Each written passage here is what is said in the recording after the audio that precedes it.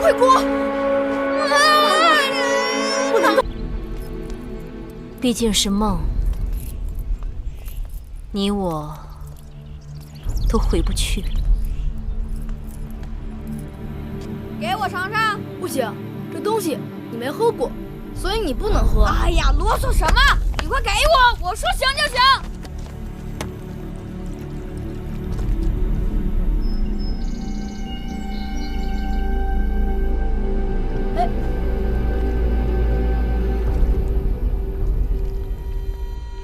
见过王后八子。这是怎么回事啊？回禀王后，自从园子里引了暗渠，开了池塘，总有人因为胡乱挖路刨树，挖开了暗渠，走了水。今日又是如此。王后，让奴婢去查查是谁如此混账，扫了王后和八子的兴致，奴婢定打他50个板子。算了，事已至此，打他们板子也于事无补。好在这儿还有一条小路，平日走的人少，但景致还是不错的。婆婆，咱们走这儿吧。王后，继儿，继儿，继儿，你慢点儿，快点儿。继儿，继儿，慢点儿。葵婆婆，快点儿。继儿，等等，葵婆婆。继儿，快点儿，葵婆婆。王后，王后，怎么了？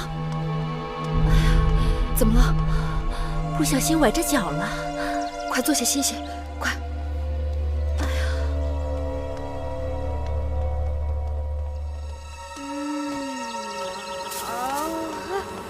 再来一杯。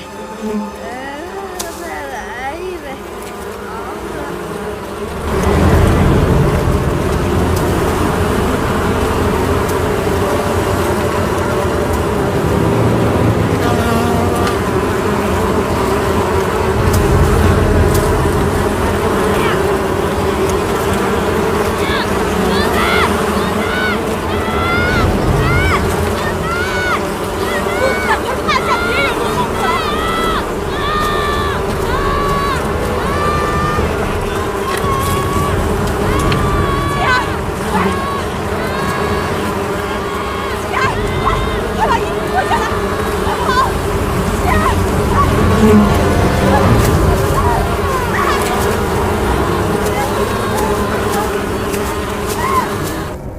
妹妹不必担心我，你快去追继儿吧。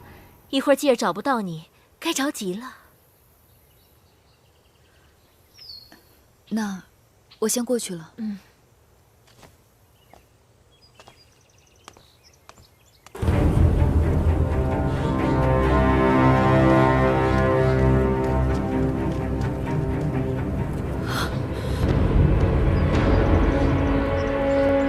快滚！不能动，千万不能动！公子大，公子大，快想想办法呀！李治，大王，攻击公子荡的疯子应该有2种，一种是普通的疯子，一种是杀人疯。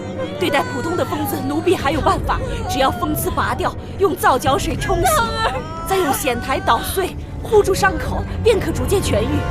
但是杀人疯不同，它的毒性极大，从来就没有对症的草药。要想治疗公子荡，只怕什么？大王恕罪，奴婢无能。李密，大王，臣眼下也没有什么更好的办法，只能是先拔去毒刺，再用拔罐吸出部分毒血。那皂角水和筅台也对毒性攻心有些延迟作用，但是要想治愈，恐怕就……谁说没有办法的？一定会有办法的。王后，您别着急，奴婢再想想办法。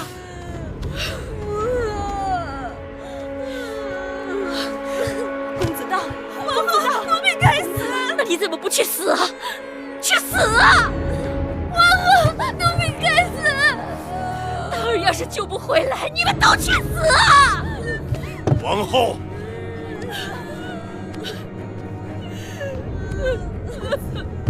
大王，大王，救救荡儿啊！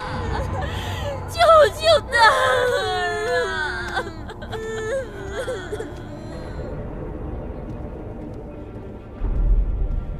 园子里怎么突然会有杀人蜂了？回大王，老奴已派人查过了，在山坡下查到了一个杀人蜂的蜂巢。那地方离宫中养蜂之处很近，去的人很少，一直不被人留意。寡人知道那杀人蜂极其罕见，即使有，都是出没在深山老林处，怎么会在咸阳，特别是在宫里筑巢？为了采集王后的牙蜜，园子里放养了寻常的蜂子。据说杀人蜂专爱吃蜂蜜，可能是那里的蜂子引来了杀人蜂。幸亏继儿被魁姑护住，只受了轻伤。听说魁姑伤得很重。是。忠心护主，可赞可叹。马上给寡人拟旨，公告天下，2日内，凡有方法治愈被杀人蜂伤者之人，赏10000金。公子当偏偏是喝了咱们的米酒，就遇上了杀人蜂。这可怪不得咱们公子，又不是咱们公子给他喝的，是他抢咱们公子的米酒喝的。公子当性命攸关，万一他过不了这一关，那王后她岂能饶得过我们通儿？我们可以向大王辩白，公子当在大王心里的地位，岂是通儿能比的？加上王后挑唆，我们百口莫辩。娘亲，那杀人蜂是被人故意放在那儿的。你有何证据？是孩儿亲眼所见。那人是谁？是王后身边的一个丫头，叫什么来着？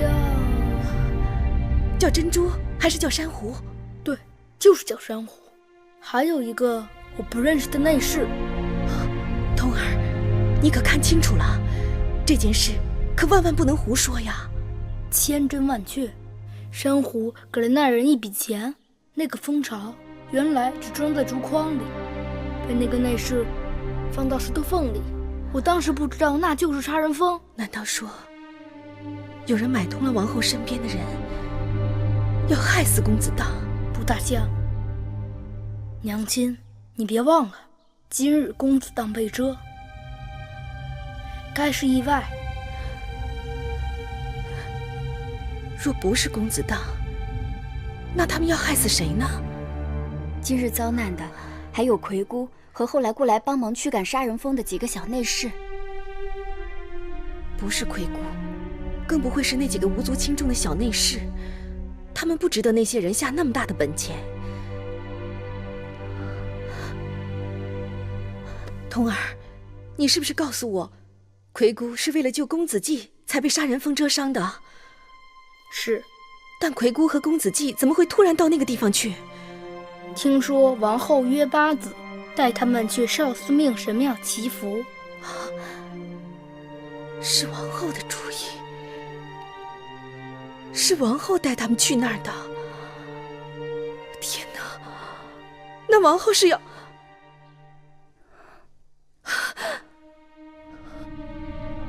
哎，你们都把嘴给我闭紧了，听见没有？是。娘亲，你不是要找父王辩白吗？我们有证据。闭嘴！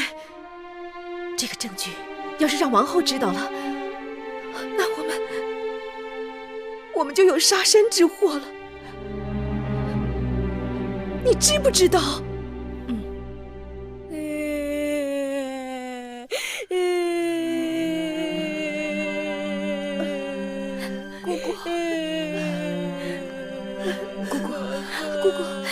姑姑，季儿，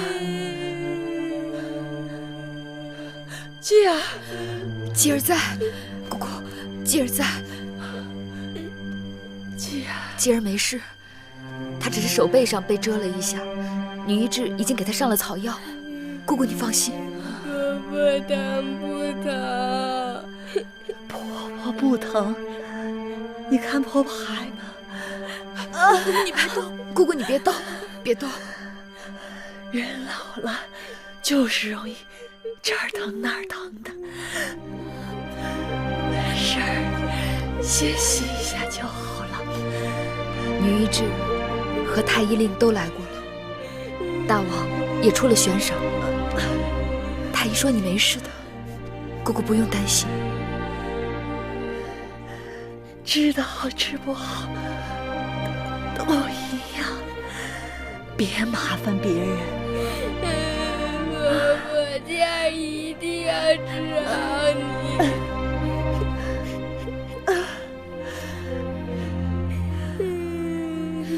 香儿、慧儿，你们在这里好好照顾姑姑。女医治留下的草药，你们每隔1个时辰煎一次，伺候姑姑服用。是。木心，在。你去点上灯，跟我再去园子里看看。是。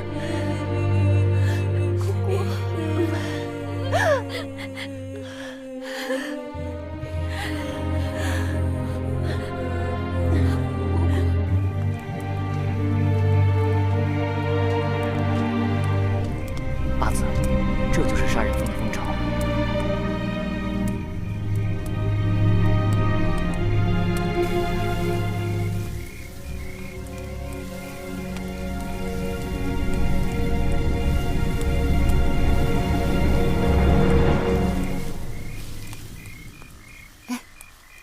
怎么回事？这里也烧了。听说，怕杀人蜂再伤人，傍晚时分，大王已经派内侍过来，用烟火销毁了蜂巢。这大多数蜂子已经被烧死了。此刻已经看不出什么了。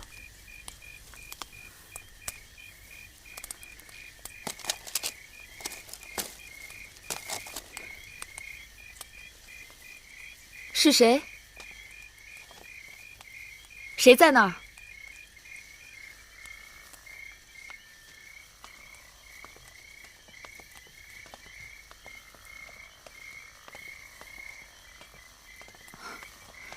樊长史，八子，这么晚了，樊长史还没有歇息。八子不是也没有歇息吗？今晚这宫里，能睡得着觉的人，只怕不多。可不是吗？幸而上天有眼，公子季没有被杀人蜂伤得太重。可是公子荡伤势危重，魁姑为了救继儿，也是性命攸关。那杀人蜂平日并不主动招惹人，更不在有人经常出入的地方筑巢。我就是想不明白，他们是怎么突然出现在园子里的。我和妹妹想的一样，所以就想过来看一看。听说那杀人蜂平日里都是在树林里筑巢，在石缝里筑巢，只怕是不多见。是啊，也许是有人故意把他们的家搬到了这里。妹妹，这话是姐姐胡乱说的，妹妹可千万别放在心上啊。姐姐的话或许有些道理，那杀人蜂看似天灾，也可能是人祸。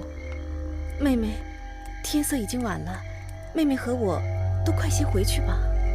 等等，今日杀人蜂伤害魁姑和继儿的时候，公子通也过来帮忙相救，芈月感恩图报。八子和公子季一向对通儿友善，通儿这么做也是出自于天性。同心相亲，肝胆相照。我会记得樊长史和公子通对我们的好。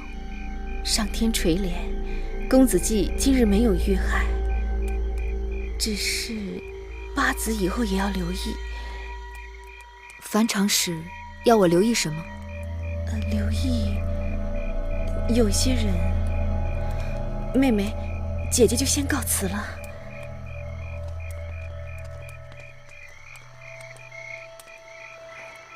樊长史好像话里有话。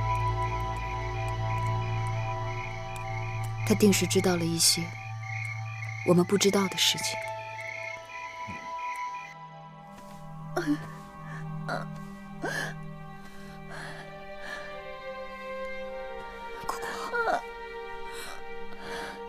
姑姑，姑姑，月儿在，月儿一定想办法救你。月儿自小没了娘亲，你是我唯一的亲人，没有你，就没有月儿。姑姑，我一定会想办法救你。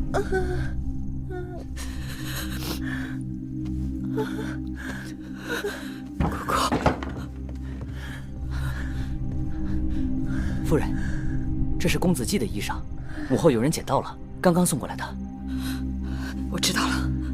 亏得魁姑救下了公子，不然恐怕受害最大的不是公子荡，而是咱们公子季呀。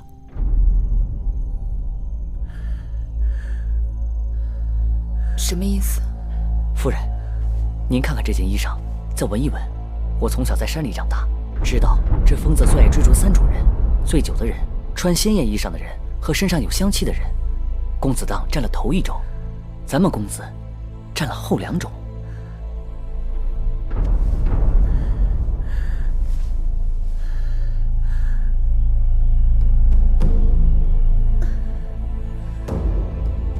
你们闻到了吗？从公子一进屋啊，我就使劲耸鼻子，这甜香真是让人直流口水。你快去追继儿吧。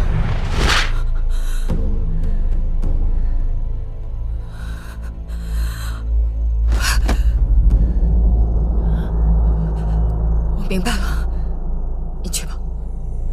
是。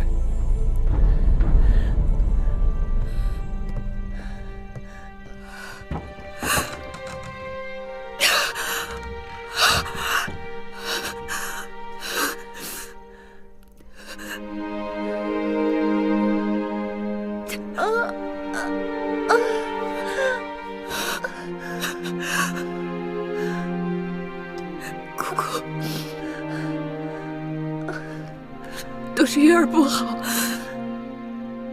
当然你就提醒过我，我却没有在意。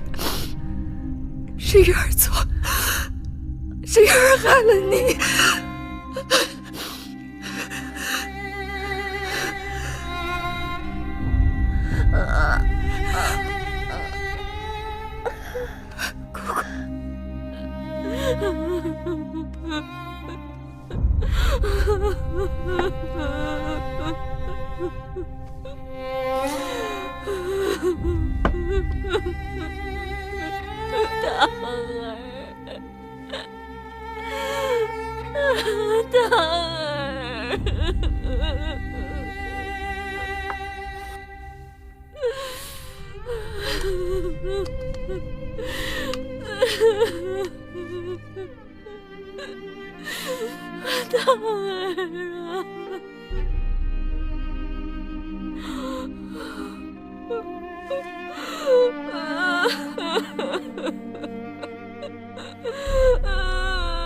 珊瑚，在。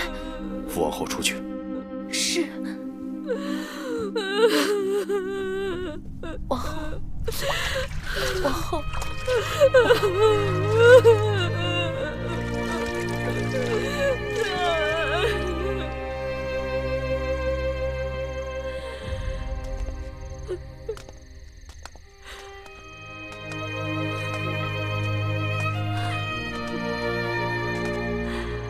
自作自受，自取其祸，都是我的错，都是我的错。王后，当然是在替我受罪，是我该死啊！王后，王后，是我要害人，是我要害别人的孩儿。生死比生命值得看得清楚，让我痛，让我千刀万剐，让我去死吧，让我去死吧，王后。这药也不知管不管用，魁姑看起来更不好了。大王已经出了万金悬赏，怎么还没有人献上主意啊？都说这世上最毒的是蝎子、蜈蚣、蛇、蜘蛛、蟾蜍，杀人蜂怎么会这么厉害？你们是以前没见过杀人蜂，在我们山里头，听到杀人蜂，谁不躲得远远的呀？我跟你们说起这些毒物，杀人蜂就算不能排在毒蛇的前面，至少也不会排在蜘蛛的后面。在我们楚国有一种烛龙蛛，它有蜘蛛一样的脑袋和蛇一样细长的身子，被它咬一口要病半个月呢。这都不算什么。我们那会儿住的大山里边有一种蜘蛛网，它可以长到小孩子的拳头大小，织的网都可以捆住一只小鸟。就它这么厉害，和杀人蜂交战也仅仅打个平手。吹牛吧！我以我死去的爹娘发誓，是我亲眼看到的。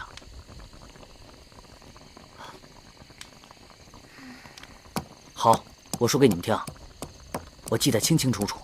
那是在我进宫的前一年，我在山上放牛，身边不远处的树丛中有一只蜘蛛王正织网。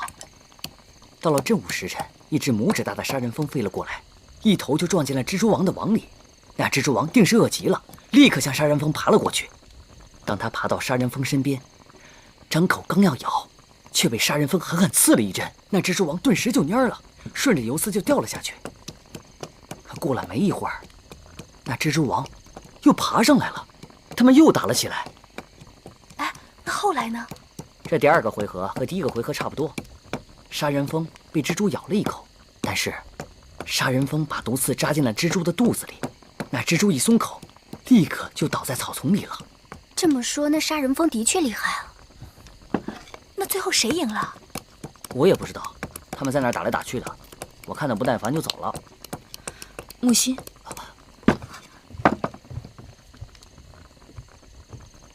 夫人，你刚才说的话可当真？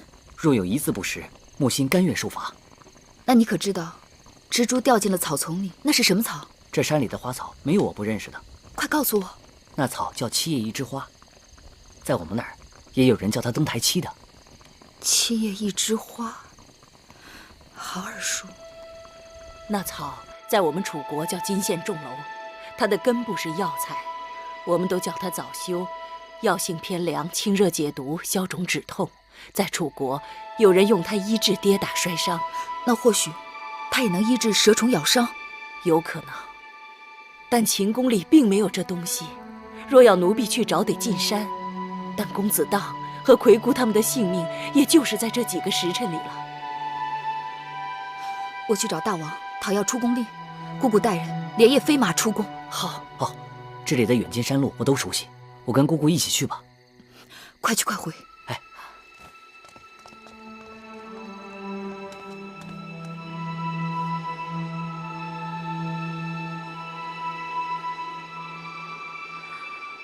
太医令，臣在。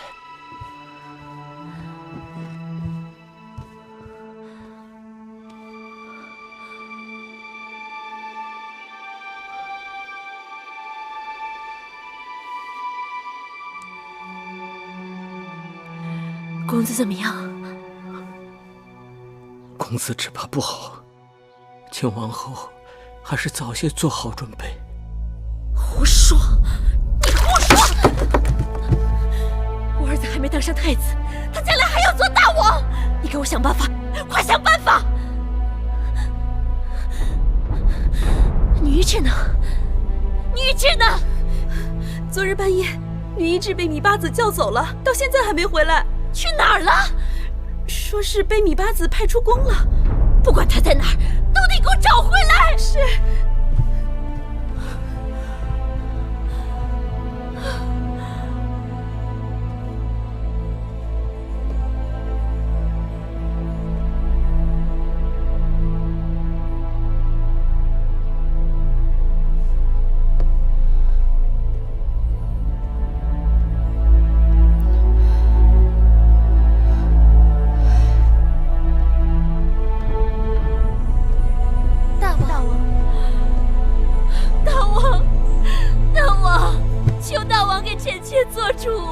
当然，怎么了？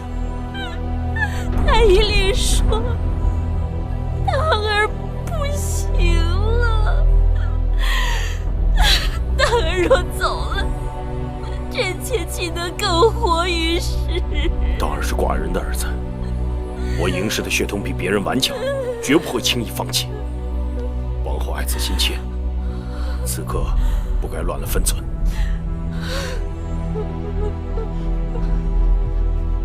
拜见大王。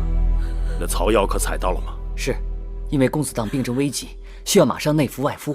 此刻女医治正在捣药，片刻便可以给公子荡服用和疗伤。好，太好了！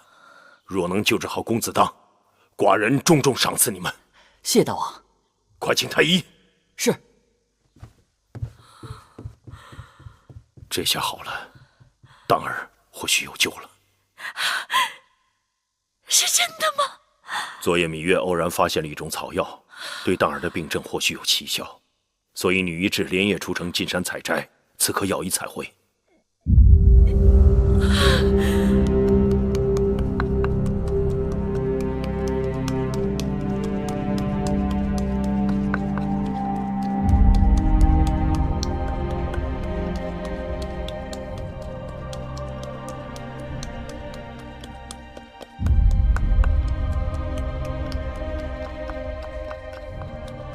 李密，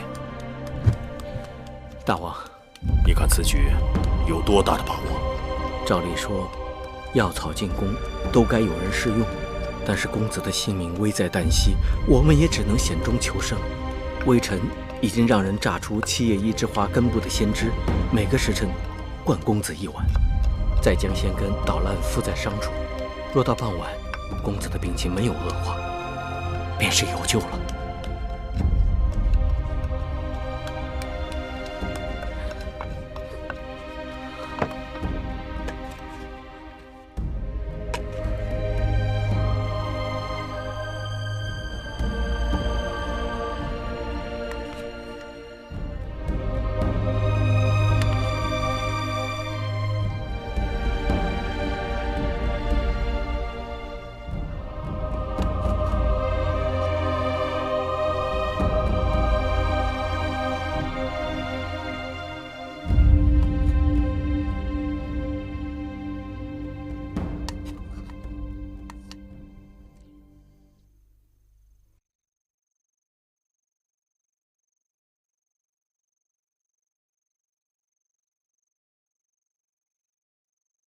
当儿，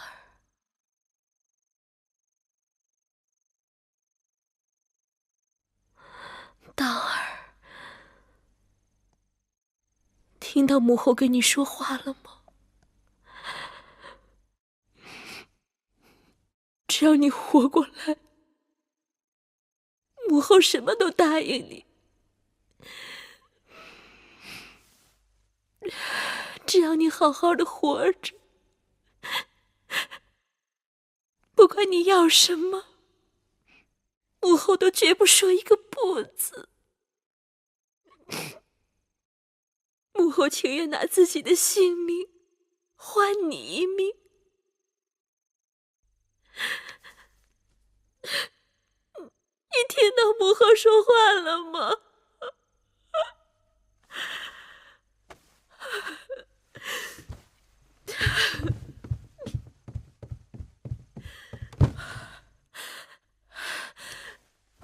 上天诸神，大司命、少司命，求求你们，让当儿渡过这个难关。只要诸神不嫌弃，小女子芈姝愿意以血以肉以性命祭祀诸神。求求你们，让当儿活过来吧！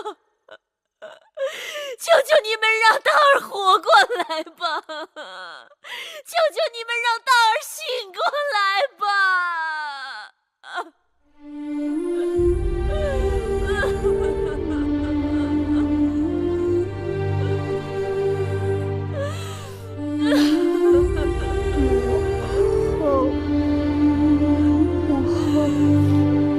公子，皇后，公子醒了。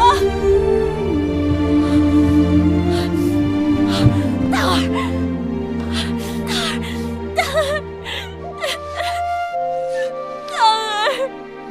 母后在这儿，母后在这儿。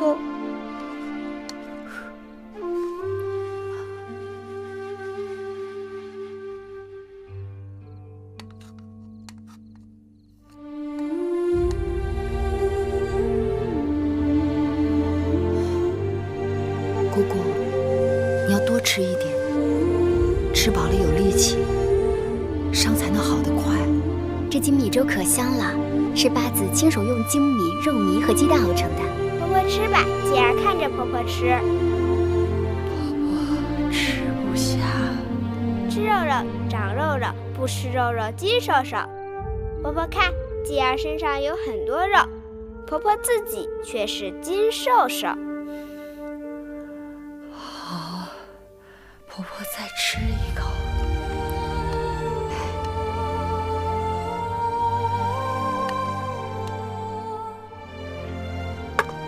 继儿也该吃饭了，跟姑姑去吃饭吧。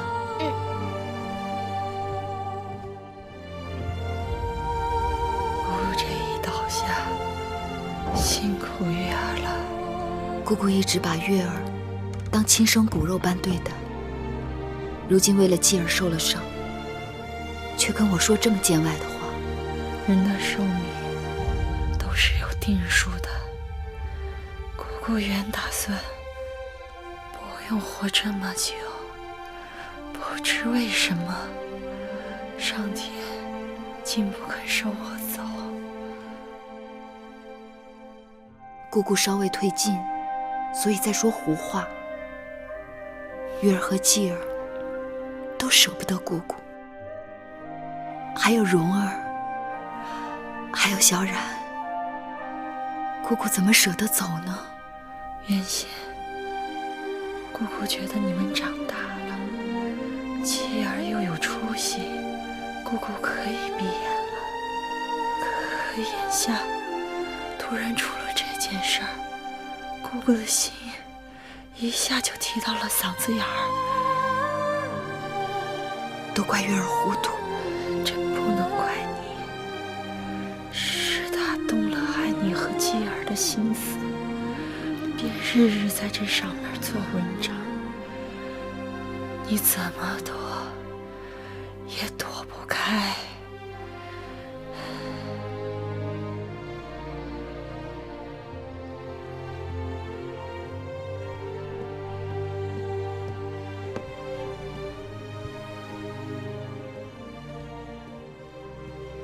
大王，请用茶。那杀人蜂之事，查得如何？老奴叫人细细查过了。公子荡遭遇疯子，实属偶然。米酒是公子通拿去的，但是公子荡强从公子通手中抢去，并且不听劝阻，酣畅通饮，结果酩酊大醉。倒是什么？倒是王后、公子季和八子他们从少司命神祠祈福后路遇杀人蜂，这确有可疑之处。哦，从神祠到交房殿有一条最近的路径，但那日偏巧路被水淹，所以王后、公子季和八子不得不走了有杀人蜂的那条路。可查出原因了吗？是几个在园子里干活计的内侍，他们把路断了。那条路是新修的，暗渠经常漏水，所以没有头绪。这么说，那些杀人蜂，也许真是被我们自己养的疯子引到园子里的。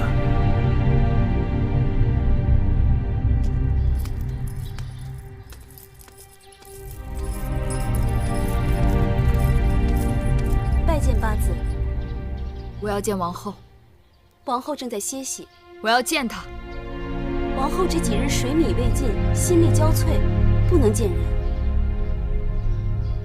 见不见由不得你，你只管去通报。八子，奴婢得罪了，您不能进去。走开！您不能进去，不能进，不能。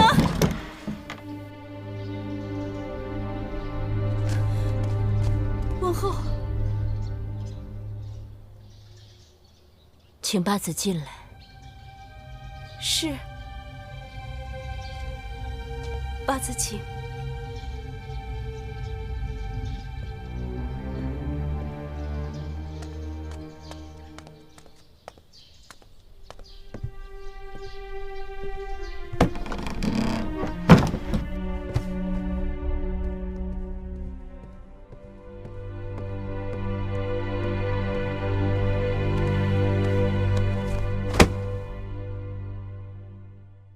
这是王后做的好事。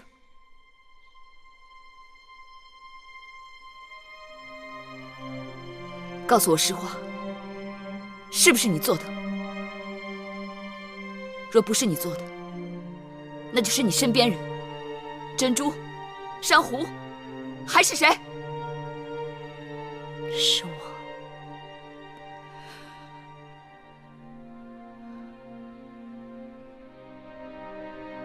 果然是你。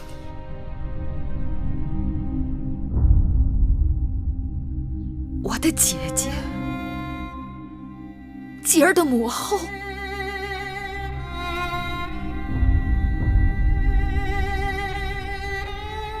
我也曾想过是你做的，但是我不明白，为什么是你？是我做的，我对不住你，对不住继儿，但我不得不做。你疯了！我们是姐妹，同气连枝。对，我们是姐妹。是同气连枝，但你别忘了，我们还同是一父。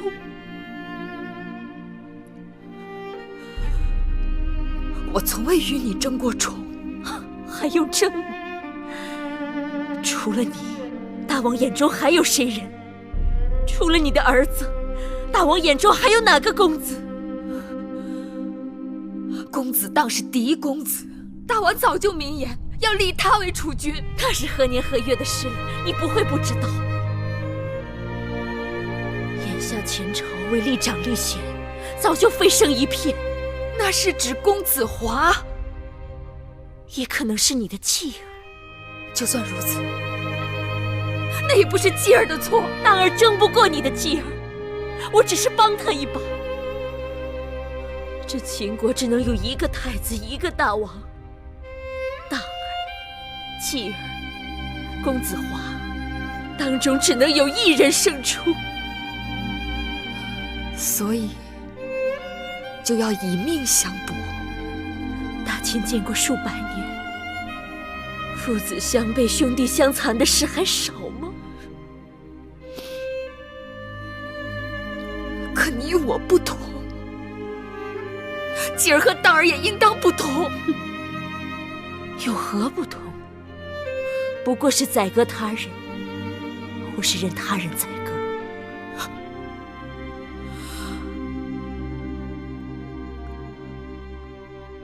就是因为储君之位，断送了你我两人这么多年的情分。在这宫中，哪有什么情分可言？自嫁到秦国，我视为王后。哪一日不是在与人明争暗斗？哪一日不是战战兢兢、如履薄冰？大王是我的夫君，一身恭敬，我便见不得天日，弃如敝履。我身边只有一个当儿，我靠不得母国，靠不得夫君，唯一的盼头就是当儿。而你的继儿，却让我连这个念头都荡然无存。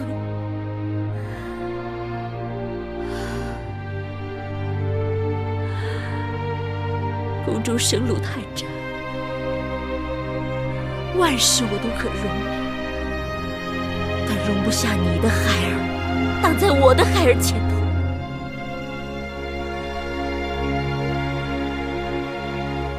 眼下是你救了大儿，我信。你若想去大王那儿出手，我全无怨言。但只要为了大儿，我不再续这条心。你我白白姐妹一场，我曾以为我此生都是欠你的。就算我芈月与任何人相争，都从未想过要与你相争。我的继儿对储君之位更是不屑一顾。相争二字本是伤人利器，与外人相争一荣俱荣，与自己人相争一损俱损。后宫艰难，只可相濡以沫，何苦要骨肉相残？八字无需多言，但凡嘴上挂着相濡以沫的，哪一个不是大难当头，自顾自？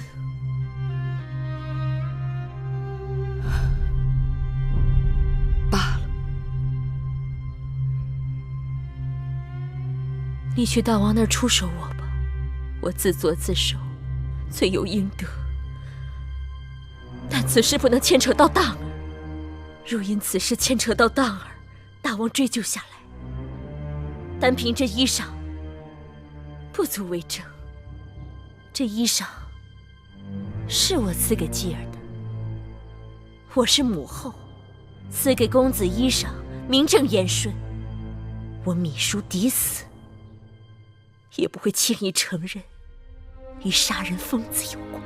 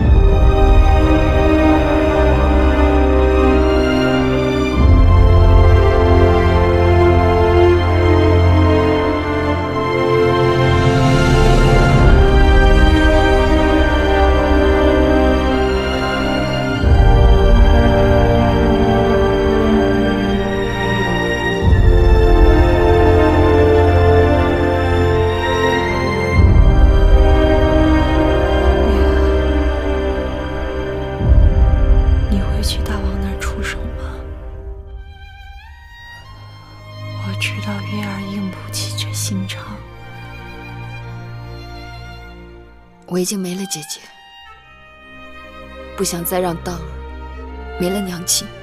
你救了公子当，还要救王后。我救不了谁，也不想救谁。我可怜她，不想与她一样。月儿啊，可我担心。王后，大王若怪罪下来，奴婢全担了就是。奴婢告诉大王，王后对此并不知情。你们都不用担心，过了今夜，若没事，便没事了。王后怎会知道？她若真想动手，不会把这件衣服留在这儿，这是出手我的证据。你们去把这件衣服烧了，一丝灰也不要留。是。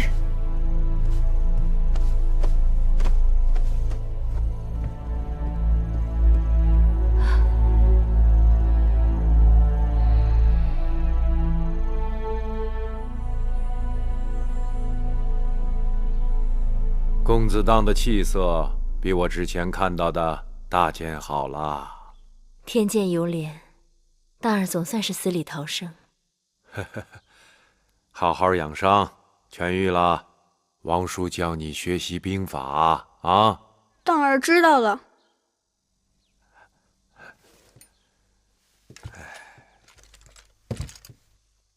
往后日夜照料公子当，也要多保重才是。多谢处离子牵挂，老臣告退了。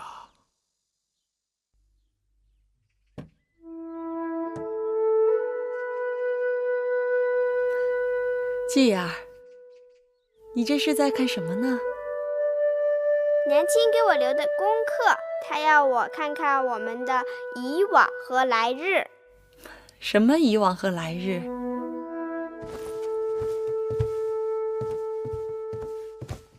婆婆，你看，这儿是秦国，这儿是楚国。你的意思是，秦国和楚国是咱们的以往。对。那来日呢？来日在这儿。这是哪儿？这儿是巴蜀。巴蜀。月儿，继儿说咱们的来日是巴蜀，这是何意？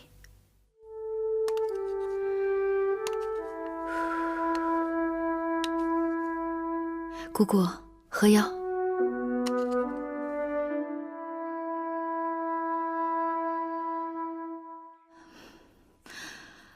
巴蜀占据天险，易守难攻，而且西接秦国，水土丰美，盛产粮食和丝帛。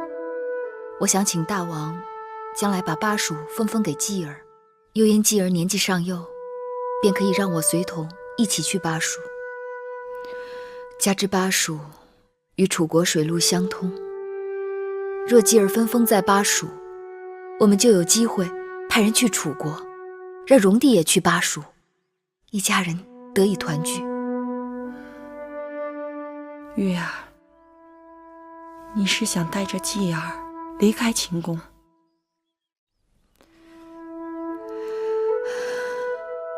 我想了多日，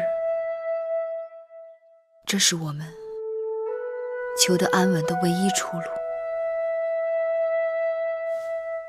继儿，你愿意跟着你娘亲出宫吗？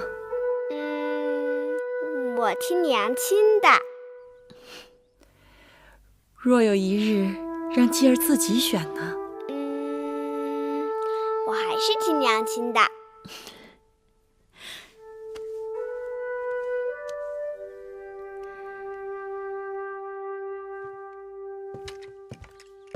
拜见大王。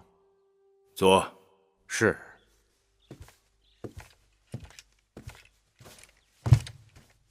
不知大王宣臣进殿，有何事商议？你看看，王后上书于寡人，说是诸公子年岁不一，且生母出身地位荣宠不一，皆是寡人之子嗣，恐有以其年长，以其母族，以其荣宠，而后得封地。年少未见者无人直言，因此想借来年元日大吉，为诸公子分封藩地。这是好事啊！王后此书，乃贤德之举。不管起因是什么，总归是件好事。若是王后能稍补公子当好武厌文之不足，母子相辅相成，大王也可放心了。你是秦国大宗伯，主管宗室事务，这10多位公子的分封之事，就由你来做个谋划吧。臣遵旨。唉，王后如今的心思真是越来越缜密了。此刻不提立储，却上书分封，她就是想让大王把年长的和有军功的公子也都分封出咸阳，这样就没有人跟他的儿子争太子之位了。夫人要快想办法。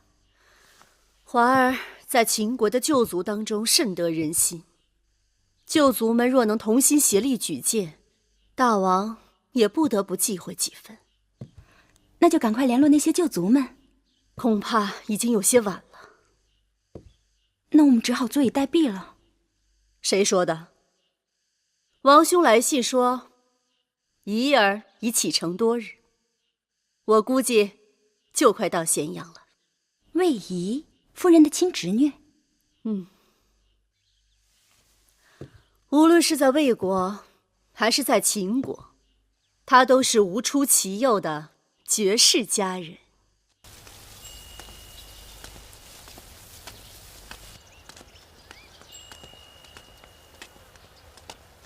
八子，张相，莫不是在此特意等候我？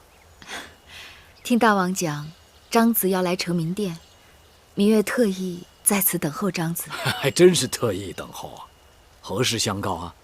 前几日听大王偶尔讲起，说有一个叫李冰的大夫，经过对蜀地的考察，上了一道奏折，说是想在巴蜀的都江一带去兴修水利，不知道张子以为如何？若真能在都江之上兴修水利堰渠，自然会大力提升粮食的产量。功在当下，利在千秋。只是大秦久战贫瘠，中枢财力不足，就眼下而言，暂时行不通。那朝中还有谁赞成这一主张？司马错将军对巴蜀之事一向兴趣浓厚，说若是治理好了巴蜀，大秦就有了信心争霸天下。他自请镇守巴蜀，还要带上李冰等人。那大王有没有说过，要派宗室之人去管理巴蜀？过上一阵子，等巴蜀的人心稳定了，大王自然会分番亲属。芈月怎么会对巴蜀之事这么上心呢？啊？继儿眼看就要9岁了，我不得不为继儿做些打算。张仪已经为芈月和公子季做了打算。芈月见张子，也是为了求张子一事。何事？求张子切切不要到朝堂上议论储君之事。若一定要说，那就把继儿剔除在外。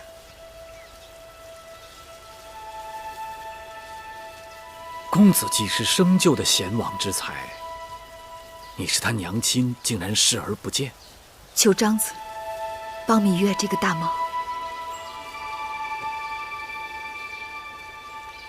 若是别的事，1000件我也应你了。但此事事关大秦的千秋霸业，岂是张仪一个人说了就了了？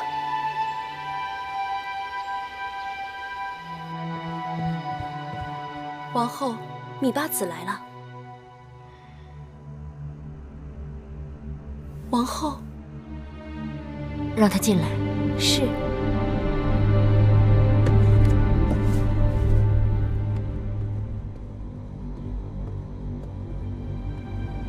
王后，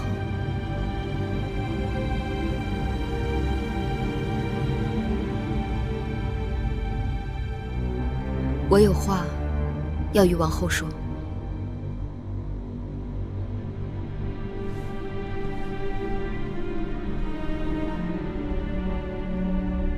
说吧。我的继儿绝不会与公子当争储位。你我已经如此，争不争已不相干了。我希望你我仍是姐妹，继儿和当儿仍是兄弟。两虎相争，是不是姐妹兄弟又如何？我需要王后的帮助，让继儿分封出咸阳。什么？让继儿去巴蜀，我们母子从此远离秦宫。这不会是你的真心话？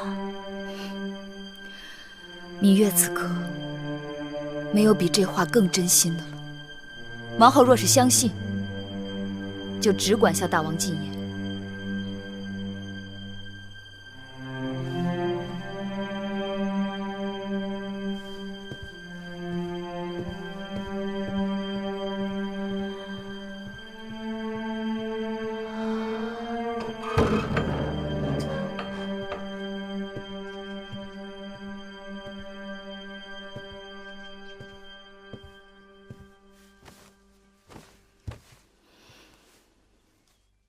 昨日听说，那个魏夫人的侄女来了，是个绝色美人呢。魏夫人的侄女来的真是时候。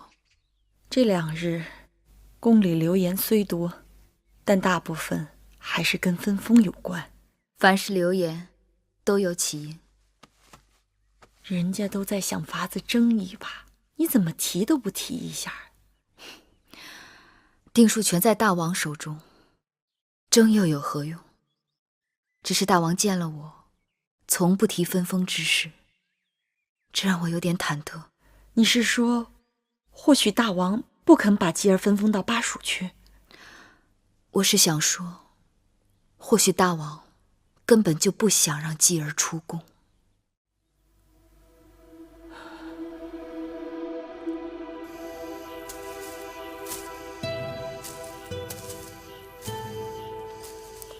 好颜色。大王说的是什么？华如桃李。深秋季节，菊花丛中却开出桃李，是不是有些古怪？也说不定是世外仙书啊。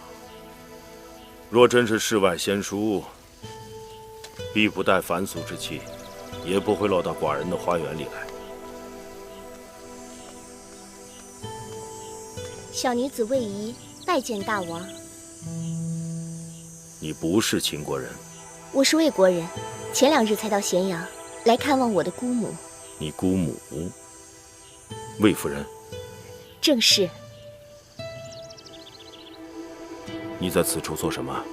姑母一直有心口疼之症，听说用这种黄花煮汤喝会有所缓解，所以才摘了一些。太医院有的是治好的药材，何须你亲自来采摘？听姑母说，姑母虽贵为夫人，但是人老珠黄不被看重，所以太医院的药材也不好再三去要。人老珠黄？不会吧？人情冷暖，这也是常有的事啊。你倒是看得开。后宫就是这样啊，攀高结贵的。不一定是这样的。那会是什么缘故呢？也许是因为华哥哥在大王的公子当中十分出众，所以姑母遭人嫉恨。这话倒也有几分道理。真话而已。时辰不早了，姑母该惦记了，仪儿告退。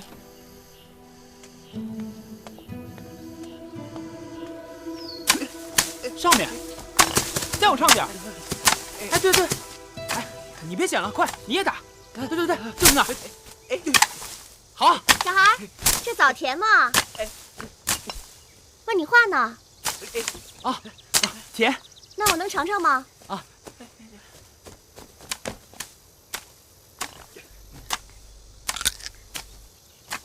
真甜啊！哎，这棵树上的枣啊，是宫里头最甜的了。你喜欢，多吃点。只有我知道，这宫里头啊，哪棵树上的果子最好吃。那你告诉我这些树在哪儿，我也去摘。我是魏夫人的侄女，要在宫中住好一阵子呢。还是我摘了给你送过去吧。那就谢了，小孩。哎，我不是小孩，我叫银通。寡人对魏夫人真的刻薄寡恩吗？这小丫头说话口无遮拦，大王不必往心里去。论华儿在众公子当中出众，这话倒有几分道理。华儿作为长子，甚为寡人喜爱，有军功，有担当。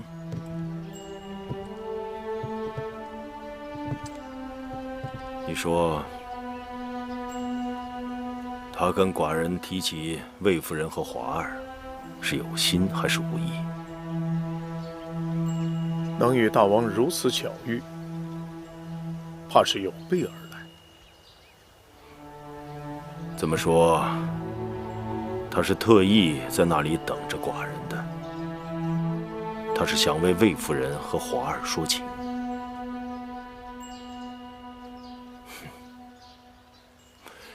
寡人明白了，原来这华如桃李的小女子，也是为了寡人身后之事而来的。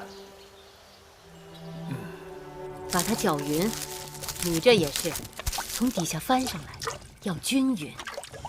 来，给我舀一碗，我尝尝。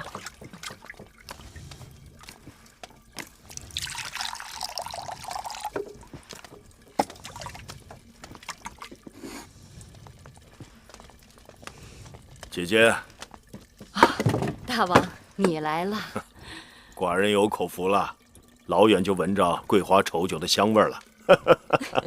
大王，你来的正好，我呀，刚刚酿了几坛子酒，待会儿你带回去。什么时候把你这门手艺传授给宫中的奴婢们，省得我老远的老是往你这里跑。你别糊弄我了，大王到我这宫里来，不是只为了这桂花稠酒吧？什么也瞒不过姐姐。你们都下去吧。是。大王的公子们终于要分封了。关于分封，我已经让处理子去谋划了。公子们都长成了，有些个还军功在身，总不分封出去，也说不过去。不过朝堂内外的诸人都把这分封看成是立储先兆。是不是先兆，还不是全凭大王您的心意。虽说楚军该与分封无缘，但是诸国的公子中，先分封后立储的，并非没有先例，只是多些个周折罢了。姐姐说的是啊。来，大王，你快尝尝我亲自酿的这桂花稠酒。来，好。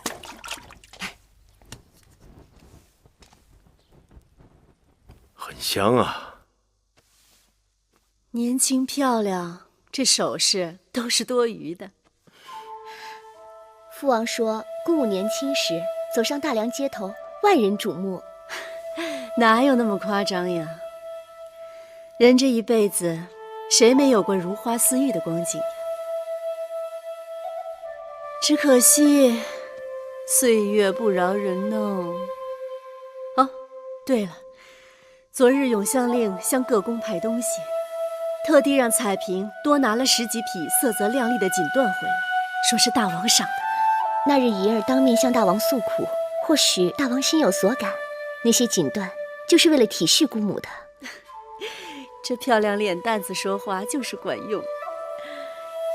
若是大王能替华儿着想，让华儿留在咸阳，仪儿该说的那日都说了。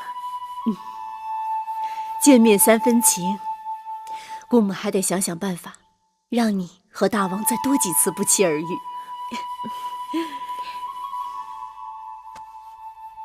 处理子已将分封的安排递到大王那儿好一阵子了，大王那儿却一直没有音信。会不会是西边那个人在大王处作梗？西边哪个人？婢子胡说，王后恕罪。以后别再说东边西边的了，能够河水不犯井水就好了。起来吧。谢王后。他说自己的孩儿不贪图王位，愿意分封到巴蜀去。此话虚实难辨，暂且当真吧。可魏夫人那儿又来了个美人，被人说的跟天仙一样，真是前有虎后有狼。过几日就立冬了，让荡儿把新学的拳法好好练一练。立冬之日，我把大王请来，让荡儿打给大王看。是。大王，外面太冷了，烤烤火吧。是。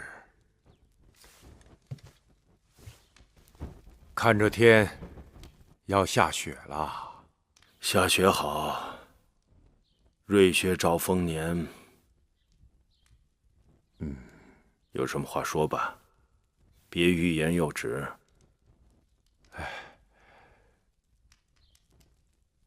臣弟已将诸公子封地的安排交给大王多日，不知是否妥当，还请大王示下。是啊，此事也该要做了，不然谣言会淹死人。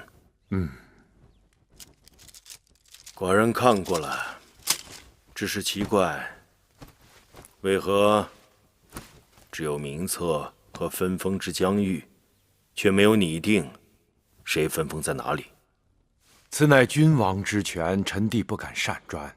臣只是依诸公子的人数，列出秦国还未分封的地块，请大王自专。寡人知道你的为难之处，就不勉强你了。这众口难调，就连寡人自己一时也难以决断。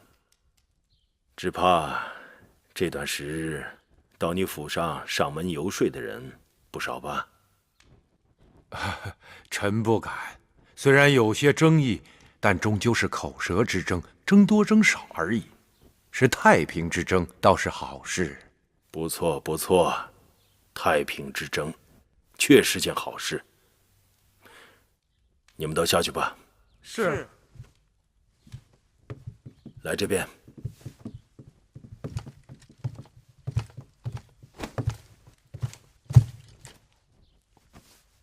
这块地处于赵魏之间，面积广大，是块好地，可以给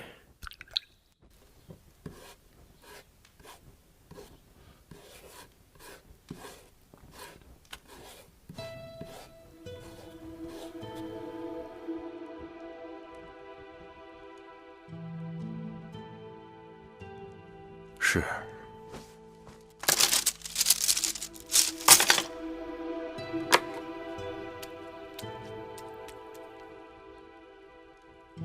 这块地给公子封，